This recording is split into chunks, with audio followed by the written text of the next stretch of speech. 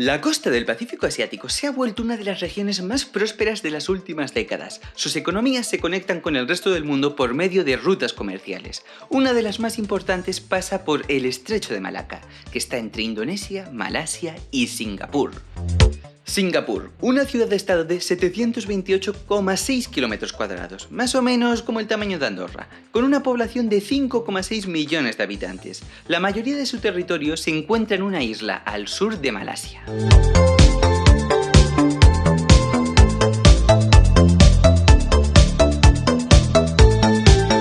Las políticas de Singapur han sido un ejemplo de éxito. Desde su independencia, el nivel de vida ha aumentado extraordinariamente, pasando de ser una ciudad insalubre donde el crimen campa a sus anchas, a ser una ciudad limpia, muy segura, donde la mayoría de las necesidades de sus ciudadanos están cubiertas.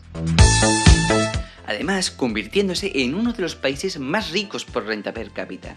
Estas políticas han inspirado transformaciones tan importantes como la China, que ha llevado a que en la actualidad este país pueda medirse de tú a tú con Estados Unidos. Pero todo esto no sale de la nada, y hubo un hombre que sería quien iniciase estas políticas. Su nombre es Lee Kuan Yew, el padre de Singapur. Hey, buenos días, soy Don Luisín y como toda vida, se comienza por la infancia. 1923. Una joven descendiente de inmigrantes chinos de tercera generación y de solo 16 años da a luz a Lee Kuan Yew. Como la mayor parte del continente asiático, es una colonia europea, en particular una colonia británica. La ciudad, debido a su ubicación en medio de una ruta comercial, atraía a personas de lugares muy remotos, como son la India o China. Lee nacería en una familia de origen chino, pero que estaba muy occidentalizada. De hecho, la lengua materna de Lee fue el inglés. Lee era el mayor de 3 hermanos y una hermana. La relación con su padre fue muy mala, y es que este tenía muy mal genio. Pero además también era adicto al juego, lo que provocaría que la familia llegase a endeudarse muchísimo. ¿Y qué haría el padre entonces? Pues empeñar las joyas de su mujer. Me endeudo yo y pagas tú. Por suerte la relación de Lee con su madre fue mucho mejor, reconociendo el mérito de haber conseguido ella sacar a la familia adelante, a pesar de tener un padre tan desastroso. En 1940, un Lee con 17 años realiza los exámenes finales de secundaria y saca las mejores calificaciones de todo Singapur y Malasia. Pero en este momento, la Segunda Guerra Mundial ya estaba desatada en Europa y dentro de poco, la guerra llegaría a Singapur.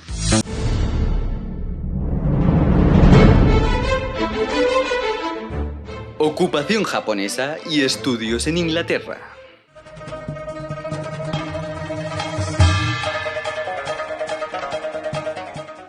8 de diciembre de 1941, un día después del ataque japonés a la base americana de Pearl Harbor. Japón comienza a invadir Malasia.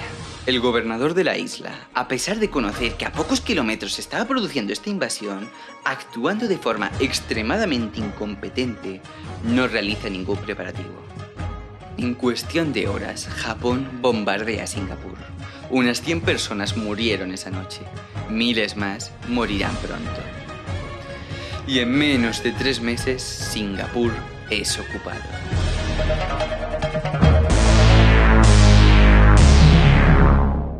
Los japoneses iniciaron la operación Chongqing. Su objetivo era purgar a los miembros de etnia china, que podían ser problemáticos. Problemáticos según los japoneses, claro. Como parte de esta operación, Lee sería obligado a unirse a un grupo de chinos. Lee, que se mosqueaba ante esta situación, digamos que le olía a chamusquina, decide escapar, y lo consigue evidentemente. Si no, no hablaríamos de él, porque este grupo de personas fue llevado a la playa y ejecutado.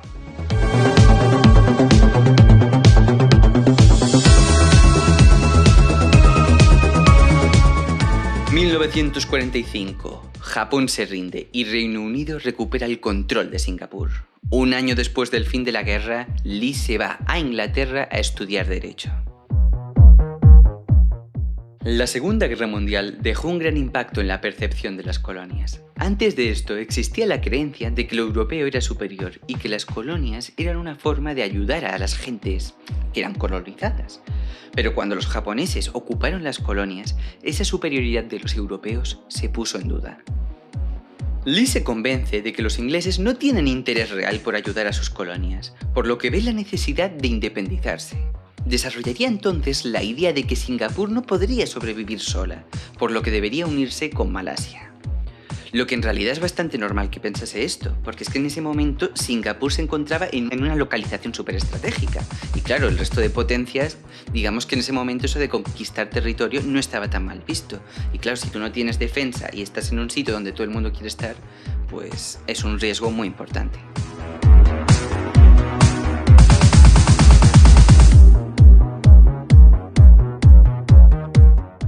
En 1948 se casará en secreto con la mujer que la acompañaría el resto de su vida, Kwa Geok Cho. Regreso a Singapur y ascenso al poder.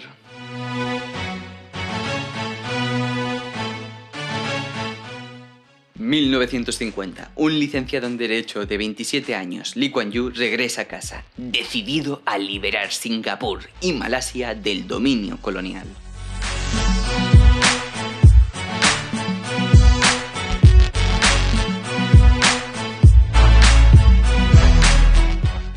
La situación es grave. El desempleo y la inflación estaban disparados. El mundo en ese momento estaba dividido entre comunistas y los aliados de Estados Unidos. En China, el Partido Comunista de Mao Zedong se hace con el poder. Los sindicatos de Singapur estaban llenos de seguidores de Mao, que querían el estallido de una revolución como la China.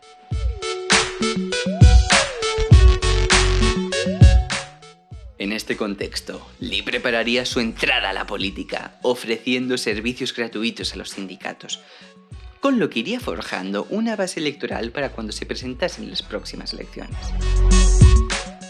Y es que poco después, en 1954, en el sótano de la casa de Lee Kuan Yew, se forma el Partido de Acción Popular, conocido por sus siglas como el PAP. Así como dato interesante, este partido desde la independencia de Singapur ha ganado todas las elecciones. Los objetivos del PAP eran la independencia de Singapur y su unión con Malasia. Lee lideraría el partido, salvo en 1956, que una facción comunista se hizo con el control del PAP. Pero tras unas purgas de las autoridades coloniales en contra de los comunistas, Lee puede recuperar el control de su partido. 1959, hay elecciones y el PAP obtiene 43 de los 51 escaños. Lee es nombrado primer ministro de Singapur, obteniendo una independencia parcial. Como he dicho, el objetivo de Lee era la unión con Malasia. Para ello se realizó un referéndum en 1962, pero teniendo en cuenta que no existía la opción de rechazar la unión, obviamente ganó el sí, así que un poco torticero fue este referéndum, uniéndose con Malasia en 1963. Pero la unión digamos que fue un desastre, y en 1965 Malasia echa a Singapur.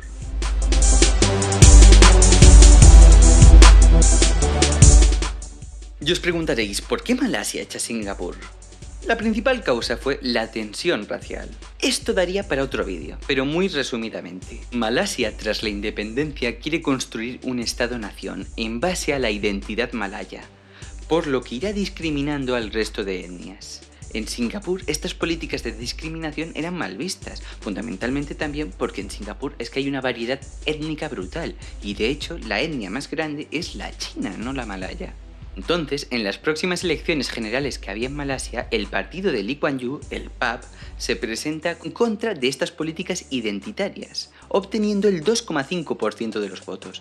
Esto preocuparía a los líderes malayos, que consideran que esto puede socavar la construcción del Estado Nacional malayo.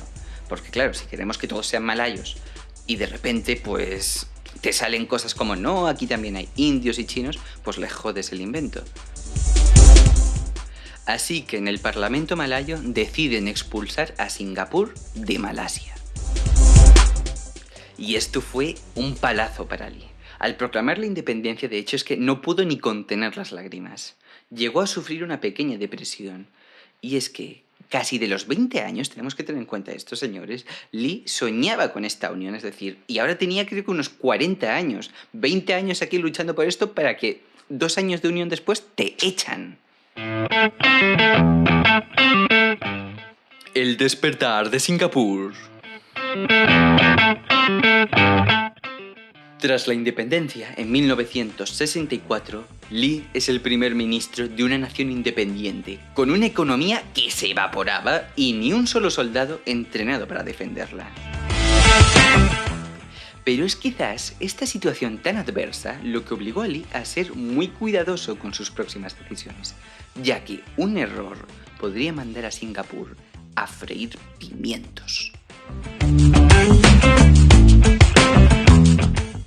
En primer lugar, aseguraría la defensa, para lo que obtuvo el apoyo de militares israelíes, a los que hacían pasar por mexicanos, para así no ofender a sus vecinos musulmanes.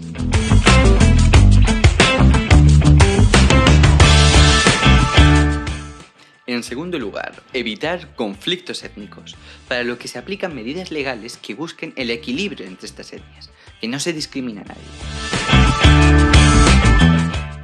También va creando una identidad singapurense, pero en esta identidad singapurense se ve reflejada esta diversidad, es decir, es una identidad en la que caben todas estas etnias. Se reconocen 4 idiomas oficiales, el malayo, el inglés, el tamil y el chino, siendo el inglés la lengua franca. La tercera decisión es hacer de la creación de riqueza el principal objetivo de su política.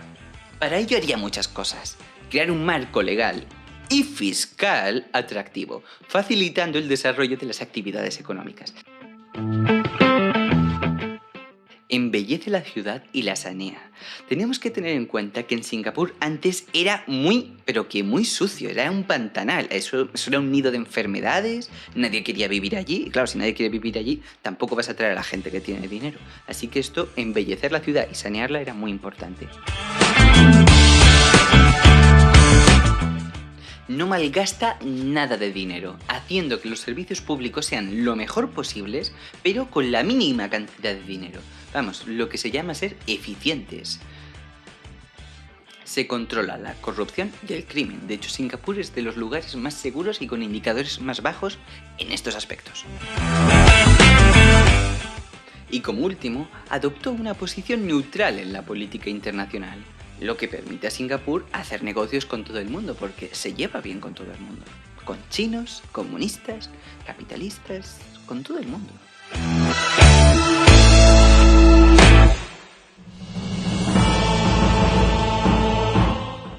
Sombras.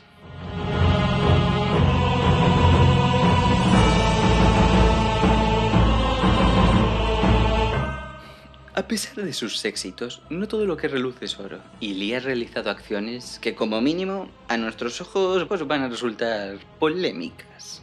Por ejemplo, ¿cómo trató a sus críticos?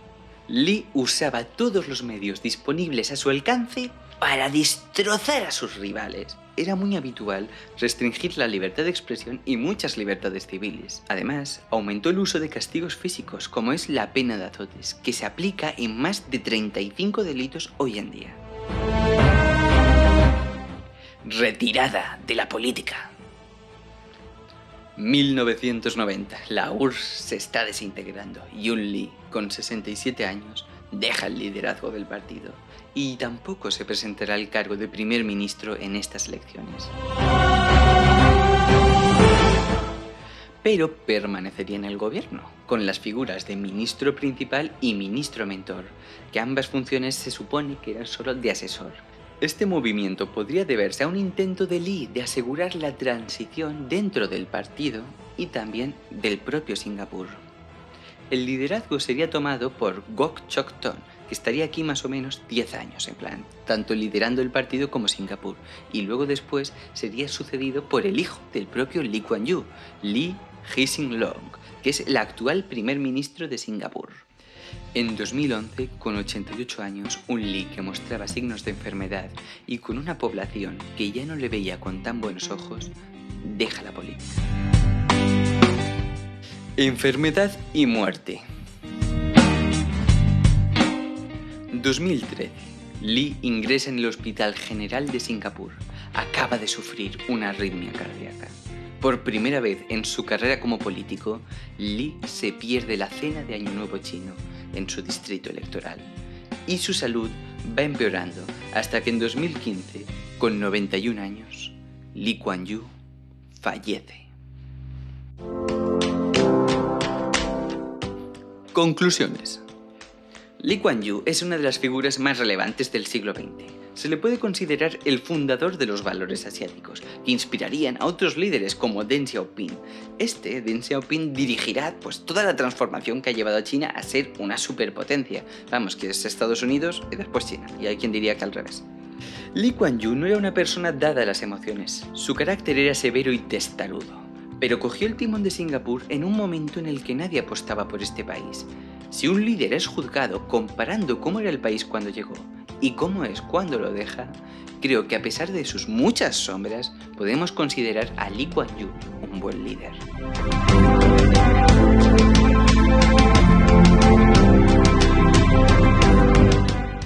Y bueno, sobre todo te invito a que te suscribas, que por ahora somos muy poquitos, así que paz y amor, colegas. Adiós.